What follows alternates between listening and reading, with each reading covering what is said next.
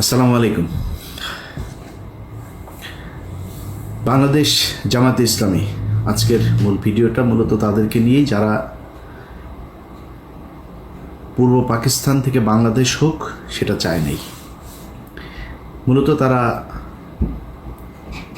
এই দেশে যে স্বাধীনতা পরবর্তী সময় সেই দেশে বসবাসের অযোগ্য। তারা বাংলাদেশের একটা অপশক্তি, পাকিস্তানি অপশক্তি। তাদের এই দেশে না রাজনীতি তো পরের কথা, ওই নামে এবং ওই ব্যক্তিরা এই দেশের নাগরিকত্ব পাওয়ার, তাদের আমি মনে করি মরণোত্তর নাগরিকত্ব বাতিল করা উচিত। কারণ তারা এই দেশে স্বাধীনতা চায় নাই। এখন আপনি হয়তো আজকে আমার এই কথা শোনার পরে মনে করবেন যে আমি এতদিন আমি তো নিজেই বলতাম, হ্যাঁ আমি বলতাম তো, আমার তো ওই সময় জন্ম হয়নি। আমার জন্ম হইলে আমি দুই পাকিস্তানকে এক রাখতেই চাইতাম। যদি না পারতাম আমি ওই পাকিস্তানে, পশ্চিম পাকিস্তানে চলে যেতাম। আপনি পশ্চিম পাকিস্তানের পক্ষ হয়ে যুদ্ধ করলেন, পূর্ব পাকিস্তান স্বাধীন হয়ে গেল, আপনি আবার পূর্ব পাকিস্তানে থাকার জন্য আপনার এত খায়েশ কেন? আবার পূর্ব পাকিস্তানে আপনি রাজনীতি করবেন, সেই দলেই রাজনীতি করবেন, এত ঘাটতারামো কেন? আপনাদের এই ঘাটতারামোর কারণে আজকের এই বাংলাদেশে অসংখ্য মানুষ গুম হয়, খুন হয়, ধর্ষিত হয়, ধর্ম পালনের সমস্যা হয়, ইসলাম পালনের সমস্যা হয়, এই দেশের দাড়ি টুপি রাখতে সমস্যা হয়। কিভাবে, খুব মনোযোগ দিয়ে শুনেন, কথা টুইস্ট করা যাবে না আর উল্টাপাল্টা বোঝাও যাবে না, যেটা বলছে সেটা বুঝতে হবে। জামাতে ইসলামী এই ৭১ সালের যে অবস্থান ছিল, আমি তাদের সেই অবস্থানকে সমর্থন করি, আগেও করি, এখনও করি, সারা জীবনই করব। কারণ দুই পাকিস্তানকে ভাঙার কারণে ভারত আজকে এই বাংলাদেশের উপরে এই ধরনের নির্যাতন এগুলো করার সুযোগ পেয়েছে। সে পর্যন্ত ৭১-এর ১৬ই ডিসেম্বর ফুল স্টপ, শেষ।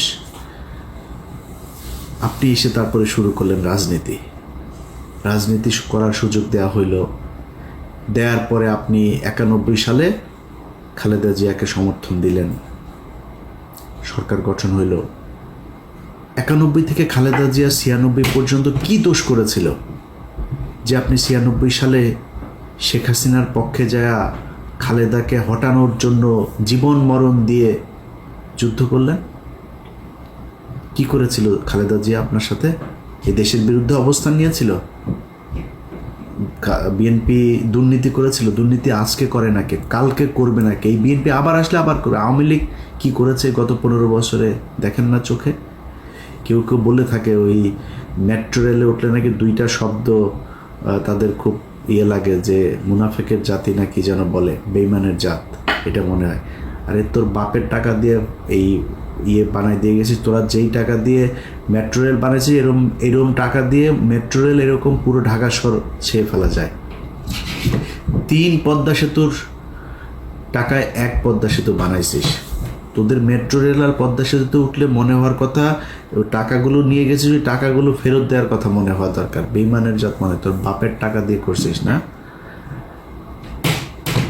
তো এই দেশে যারা ওই সময় রাজনীতি করেছে, বিএনপি বলেন, আওয়ামী লীগ বলেন, সবাই দুর্নীতি করেছে।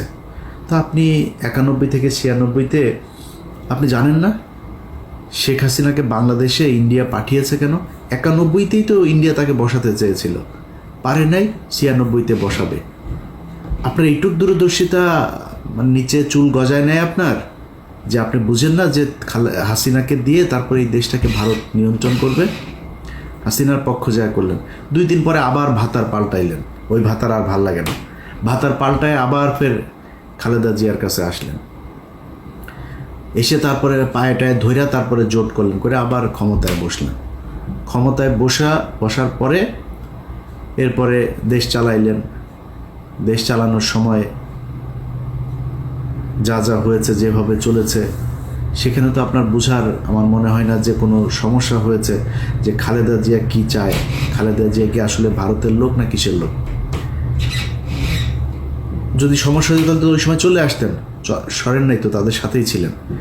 আসলো 2024, মাঝখানের পুরোটার সময় বাদ দিলাম বিরোধী দলে। 24 আসার পরে আগস্টে হাসিনারে সরাইলেন, সরানোর পরপর বিএনপি আবার খারাপ হয়ে গেল। কারণ কি? বিএনপি তারেক রহমান ইন্ডিয়ার কাছে বিক্রি হয়ে গিয়েছে।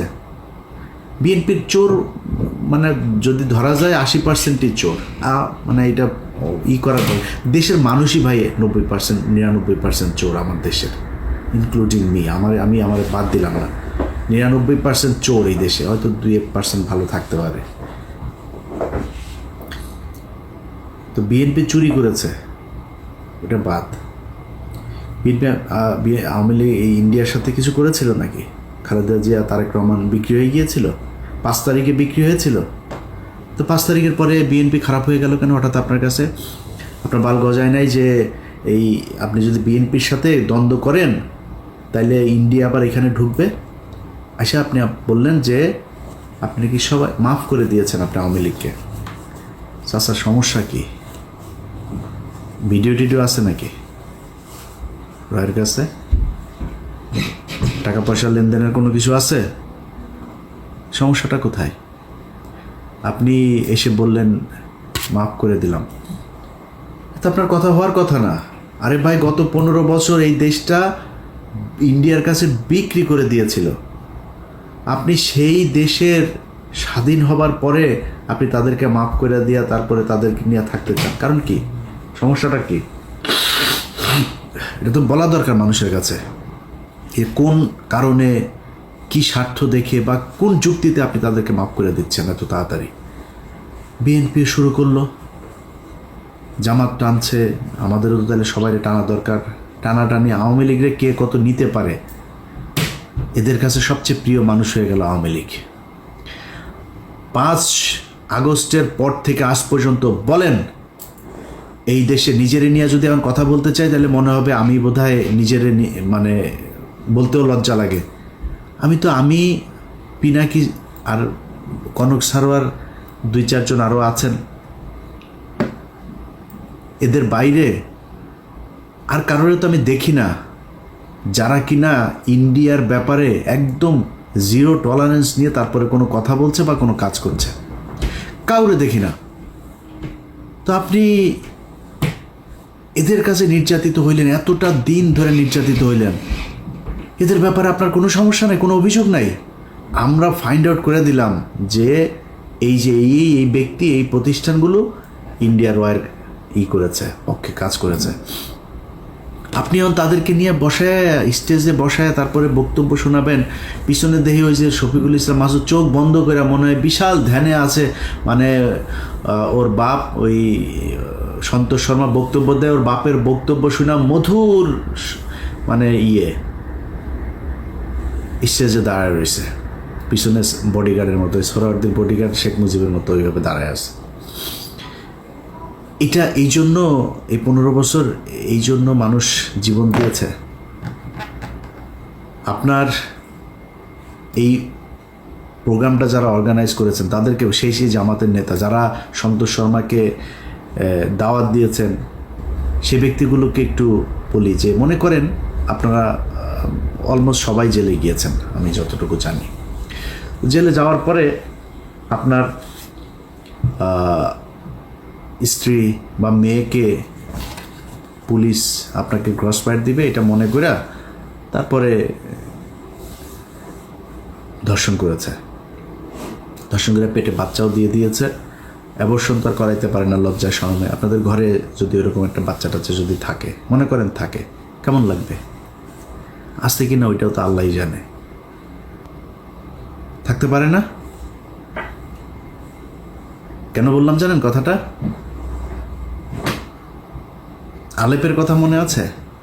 আমার এই চ্যানেলে একটু পিছনে যায় ভিডিওগুলো দেখেন।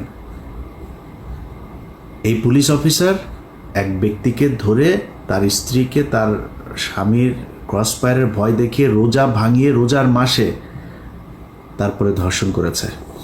দেখেছেন আমার এই চ্যানেলে ভিডিওটা? এরকম 16 জন আমাদের বাংলা এডিশন অফিসে গিয়েছিল। তো বাংলা এডিশনের কাছে যারা গিয়েছে ওরা তথ্য দিতে চায়, নাম বলার পারমিশন দিচ্ছেন। তা বললাম নাম টাম কিছু যদি না বলি, কোনো পুলিশের নাম বলতে দেবেন না। ওরা লজ্জায় কারণে বলতে চায় না। তো এখন ওই ব্যক্তি শুধু আমাদের কাছে বক্তব্য দিয়েছিল, কারণ ওর স্ত্রী মারা গিয়েছে। এগুলো নিয়েই দ্বন্দ্ব, সাংসারিক দ্বন্দ্ব, তারপরে আবার উনি গর্ভবতী ছিল, এইসব সমস্যা মিলে হঠাৎ করে মারা গিয়েছে। স্বামী স্ত্রীর মধ্যে এটা নিয়ে খুব খারাপ পরিস্থিতি চলছিল, মারা গিয়েছে। সে লোকের কথা শোনেন নাই? ওই লোকের স্ত্রীকে এইভাবে জোর করে ধর্ষণ করেছে। আমরা তো জানি না আরও কত মানুষের স্ত্রীকে এইভাবে ধর্ষণ করেছে যারা আমাদের কাছ পর্যন্ত পৌঁছাইতে পারেনি। আপনি মাফ করে দেওয়ার কে? তাদের কাছে জিজ্ঞেস করেছেন? ভারত গেল 15 বছরে যা করেছে সেটার শাস্তি হতে হবে। শুধু শাস্তি না, সারা জীবনের জন্য তাদেরকে নিষিদ্ধ করতে হবে। আপনি 2 দিনের মাথায় মাফ করে দেন। খিলগাঁয়ের জনির কথা মনে আছে? বুকে গুলি কয়টা? 19 গুলি নিয়ে তারপরে মরতে হয়েছিল, ছোট বাচ্চা। তবে বাচ্চার কাছে গিয়ে জিজ্ঞেস করেছেন যে ওর বাপের এই হত্যাকাণ্ডকে সে মাফ করেছে কিনা? সারা দেশে সেই 5ই মে থেকে শুরু করে বিভিন্ন সময় এই দেশে গণহত্যা চালিয়েছে। ঠিক যখন আপনি কথাটা বলছিলেন তার 1 মাস আগে, 15 দিন আগে একটা গণহত্যা চালিয়েছে। আপনি তাদেরকে মাফ করে দিচ্ছেন এত তাড়াতাড়ি। নিশ্চয়ই চাচা মিয়া ভিডিও কোনো মমতাজ কারোর সাথে মনে হয় আকাম কুকামের কোনো ভিডিও আপনার আছে আওয়ামী লীগের কাছে বা রয়ের কাছে। এই জন্য আপনি বক্তব্য দিতে বাধ্য হয়েছেন। ওইটা আপনার বক্তব্য হওয়ার কথা না। আমি একজন মানুষ হিসাবে, সুস্থ মস্তিষ্কের একটা মানুষ হিসাবে এটা আমি মনে করি না। হয় আমি পাগল হয়ে গিয়েছি, নাহলে আপনার কোনো ভিডিও কিছু একটা আছে, নাহলে আপনি মাফ করতে পারেন না। আপনাদের অনেকের খারাপ লাগতে পারে ভাই, এই দেশের এই জামাত ইসলামের কারণে। আমি সরাসরি বলি, ধরেন আমি কয়েকদিন আগে ওই যে বিরিয়ানি আলম সাহেব বলেছিলেন, তার সাথে আমার ওয়াশিংটনে আমরা মুশফিক ভাই এরা কয়েকজন ছিলাম একটা প্রেস ব্রিফিংয়ে এখানে। তো আমার জিজ্ঞেস করছিল যে আপনি নির্বাচন হলে কারে ভোট দেন? বললাম নির্বাচন হলে জামাত ইসলামের ভোট দেবো। এখনও এটা প্রকাশ্যে, মানে এটা আমি যেটা বলি আমি সবার সাথে কথা ওইভাবেই বলি। বলছি জামাত ইসলামে দেবো। বলছে কেন জামাত ইসলামে কেন দেবেন? বললাম জামাত ইসলাম বিএনপি দুইটা আমার কাছে সমান দল, কিন্তু যেহেতু ওরা ইসলামটাকে একটু প্রিফার করে তো আমি এই কারণে জামাত ইসলামকেই ভোটটা দিব, বাট আমি বিএনপিকেও পছন্দ করি। এখনও বলছি এই এক কারণে জামাত ইসলামের প্রতি মানুষের যে দুর্বলতা, এইটার কারণে বিএনপির চাইতে আপনারা অনেকেই হয়তো জামাত ইসলামের অনেকে, আমার তো মানুষ জামাত ইসলামই মনে করে, তো কালকে হয়তো মনে করছে আরে ইলিয়াস এই কী সমস্যা, কি ইলিয়াস তো দেই জামাতও করেনি, তাহলে আসলে করে কোন দল? এখন আমি জামাত করি না, কিন্তু বিএনপির লোকজন কিন্তু আমার জামাত বানায়। এই যে জামাত বলা হয় এটার কারণ কি জানেন? এটার কারণ হচ্ছে ওই যে ধর্মীয় কথাবার্তা বলি।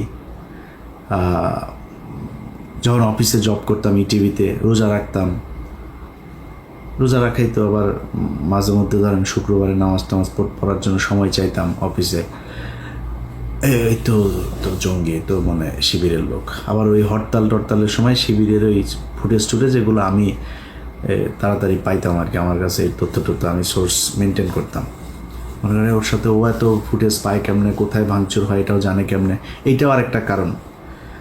আমি একা না, আপনি বিএনপির সাথে বলবেন যে আমি বিএনপি করি বলে এই বা মানে বিএনপির কিছু দেখি না এটা বলে আপনি পাওয়ার সুযোগ নাই। কারণ বিএনপির সাথে আপনার অনেকগুলো জায়গায় পার্থক্য আছে, যেই পার্থক্যটা আপনাকে মেনটেন করতে হবে। যে পার্থক্যগুলো কি? আবরার ফাহাদ বলেছিল সে শিবির করে, আবরার ফাহাদকে হত্যা করা হয়েছে শিবির সন্দেহে, জানেন না? আমি বেতন পেয়েছি, 23,000 টাকা বেতন পাই মাত্র। তখন বেতনের পুরো টাকাটা নিয়ে তারপরে যে কোনো জামাত ইসলামের কোনো একটা জায়গায় দিয়ে এসছি।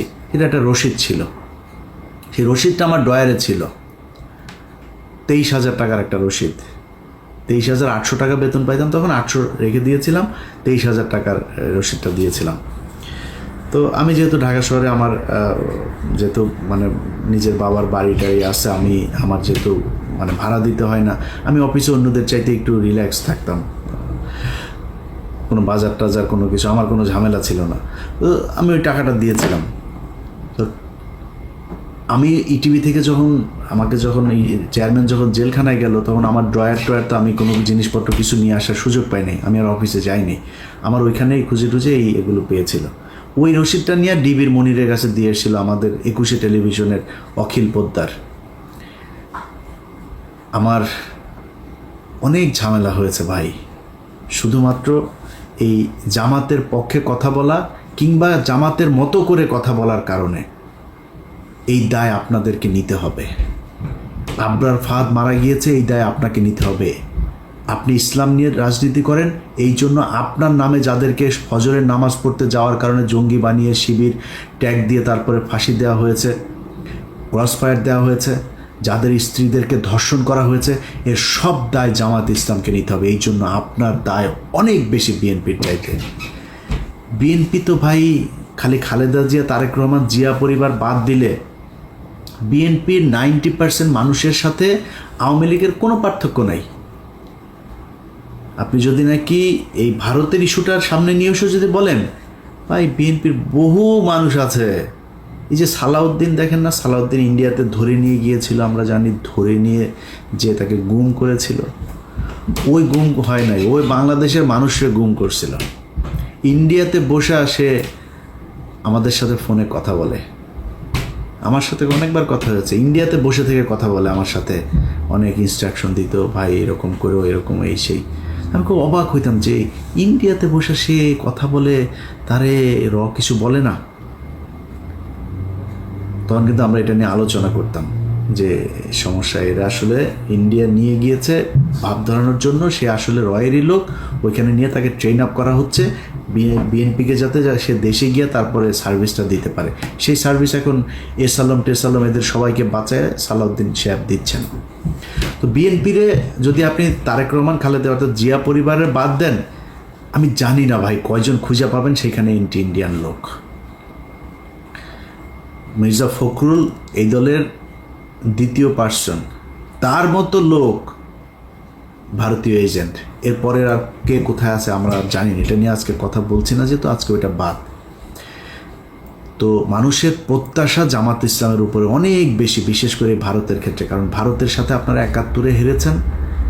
এই গত কয়েক বছরে আপনাদের কয়েকজনকে হত্যা করা হয়েছে। 15 বছর আপনাদের যেসব শিবিরের ছেলেপেলে আছে, জামাতের লোকজন আছে, তাদেরকে প্রচণ্ড কষ্ট, নির্যাতন সহ্য করতে হয়েছে। এই কষ্ট আপনাদের উপরের এই তাহের ঠাকুরের মতো, এই তাহের মিয়ার মতো এরকম 2-4 জন রয়ের এজেন্টকে নিয়ে আপনি এই পুরো দেশের সব মানুষকে বিপদে ফেলতে পারেন না। জামাতে ইসলামকে নিয়ে অনেক কিছু বলার মতো সুযোগ ছিল, কিচ্ছু বলি নাই। আপনি জানেন এটিএম আজহার এখনো পর্যন্ত জেলখানায় আছে। বাংলাদেশের মানুষকে বিষয়টা বলি, কেন আছে জেলে জানেন? জেলে আছে জামাত ইসলামের কয়েকজন নেতার কারণে। তারা ইচ্ছা করে তাকে জেলখানায় রেখেছে, তারা চায় না সে ছাড়া পাক। 5 তারিখের পর থেকে এখনো পর্যন্ত জামাত ইসলামের অনেক নেতার বাড়িতে আওয়ামী লীগের লোকজনকে লুকিয়ে রাখা হয়েছে। শিবিরের ছেলে পেলে যায় কিছু কিছু জায়গা থেকে তুলে জোর করে তারপর জামাতের সাথে যুদ্ধ করে তাদেরকে বের করেছে। জামাত ইসলামের সাথে শিবিরের একদম খুব স্পষ্ট কিছু দ্বন্দ্ব, তারা সেই বিষয়গুলো বাইরে আসতে দেয় নাই, কিন্তু সেই দ্বন্দ্বগুলো এখন প্রকাশ পাচ্ছে। জামাত ইসলাম, ইসলামী ছাত্র শিবির থেকে শুরু করে যারা এই দলের সমর্থক কর্মী, যারা যেখানে আছেন, আপনারা যদি মনে করেন ভাই সন্তোষ শর্মার মতো লোককে এরকম একটা জায়গায় জায়গা দিয়ে জামায়াত ইসলাম ভালো কাজ করেছে এবং আপনারা সেটাকে সমর্থন দেবেন, আমার কোনো সমস্যা নাই। কিন্তু আজকের পর থেকে জামায়াতে ইসলামকে কোনো জায়গায় কোনোভাবে ছাড় দিয়ে ইলিয়াস হোসাইন কথা বলবে না। আপনাদের সম্মান থাকলো কি না থাকলো যায়ও না, আসেও না, কারণ এই জামাত ইসলাম আর আওয়ামী লীগের মধ্যে কোনো পার্থক্য নাই। ওরা ভারতীয় চর, তোমরা পাকিস্তানি চর। আমরা পাকিস্তানের সাথে প্রচণ্ড ভালো সম্পর্ক রাখতে চাই, কিন্তু তুমি পাকিস্তানের হয়ে এই দেশের বিরুদ্ধে, মানুষের বিরুদ্ধে যুদ্ধ করা, তারপরে এই দেশে এসে রাজনীতি করবা, রাজনীতি করতে এসে যখন যার দিকে মনে চায় তার পক্ষ হয়ে কাজ করবা, আর তোমারে আমরা কোলে তুলা তুলা নাচবো, এটা মনে করার কোনো কারণ নাই। এই কারণেই আজকের ভিডিওতে সব শেষ যেটা বলতে চাই, তোমাদের এই গত 15 বছরে তোমার দলের ভেতরে যত মানুষজন নির্যাতন সহ্য করেছে তাদের কাছে পারমিশন নিয়ে তারপরে সন্তোষ শর্মাকে কালকে স্টেজে উঠিয়েছিল কিনা, এটার পরিষ্কার জবাব তোমাদের Facebook, website, television, press release এসবের মাধ্যমে আমরা জানতে চাই। আল্লাহ হাফেজ।